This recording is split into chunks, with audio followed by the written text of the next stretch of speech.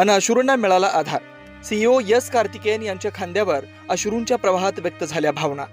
जिल्हा परिषद कोल्हापूरमध्ये निवड झालेल्या नवनियुक्त शिक्षकांचं समुपदेशन आज शासकीय विश्रामगृह येथे सुरू आहे। या समुपदेशनासाठी राज्यभरातील अभियोग्यताधारक मोठ्या संख्येने उपस्थित आहेत। दरम्यान पुणे जिल्ह्यातील जुन्नर येथील हरिभाऊ दिगंबर विरणक या उमेदवाराचे समुपदेशन सुरू असताना अचानक विरणक यांना फोन आला आणि वडिलांचे निधन झाल्याची दुःखद बातमी समजताच विरणक यांचा सभागृहातच अश्रूंचा बांध फुटला।